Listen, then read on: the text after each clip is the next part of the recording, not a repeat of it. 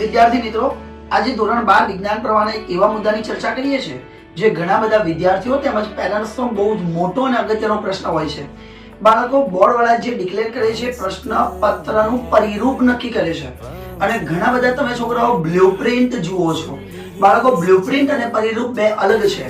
Blueprint દરેક પ્રશ્ન પત્રની અલગ હોય છે, જ્યારે પરિરૂપ લગભગ બધા જ પેપર માટે એક કોમન હોય છે જે બોર્ડ વાળા આપે છે. તો બાળકો ખાસ તમને કહી દઉં કે 12 વિજ્ઞાન પ્રવાહ ધોરણ 12 ની અંદર જે ફિઝિક્સ નો વિષય છે એની અંદર આપણે ભૌતિક વિજ્ઞાનની જો વાત કરવા જઈએ તો તમને બધાને ખબર છે બોર્ડ વાળાએ જે પરિરૂપ આપેલું છે એની અંદર ચેપ્ટર નંબર 1, 2, 3 25 માર્ક છે, ચેપ્ટર નંબર 4, 5, 6, 7 25 માર્ક છે, 8, 9, 10, 11 પણ 25 માર્ક છે અને 12, 13 અને 14 પણ 25 માર્ક છે. તો બાળકો આને પરિરૂપ કહેવાય. આને તમારે પકડી રાખવાનું છે. ઘણા બધા છોકરાઓ બ્લુપ્રિન્ટ જોઈને એવું કહેતા હોય છે કે આ ચેપ્ટરમાંથી ગઈ સાલ પ્રશ્ન નથી પૂછાયો, કાં તો આ ચેપ્ટરમાંથી દાખલો બે બોર્ડમાં પૂછાયો નથી અને એવું પકડીને તૈયારી કરવા જાય છે. તો બાળકો ખાસ મારા આટલા એક્સપિરિયન્સ પરથી કહું છું કે આવું તમે તૈયાર ના કરતા. બોર્ડના પરિરૂપને વળગી રહેજો.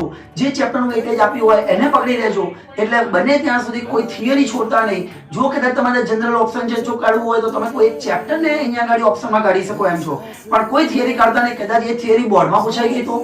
એટલે બાળકો જ્યારે તમે તૈયારી કરો ત્યારે પરિરૂપને ધ્યાનમાં રાખવાનું છે, બ્લુપ્રિન્ટને ધ્યાનમાં નથી રાખવાની. બ્લુપ્રિન્ટ દરેક પ્રશ્ન પત્રની અલગ અલગ હોય. તો બાળકો આ વાતને ધ્યાનમાં રાખી તમારા કેટલા ચેપ્ટર સારા આવડે છે એ પ્રમાણે ફરીથી તૈયારી શરૂ કરો અને આના માટે મને ફોલો કરતા રહેજો. આવી ટિપ્સ આપણે રેગ્યુલર આપતા રહીશું. Thank you.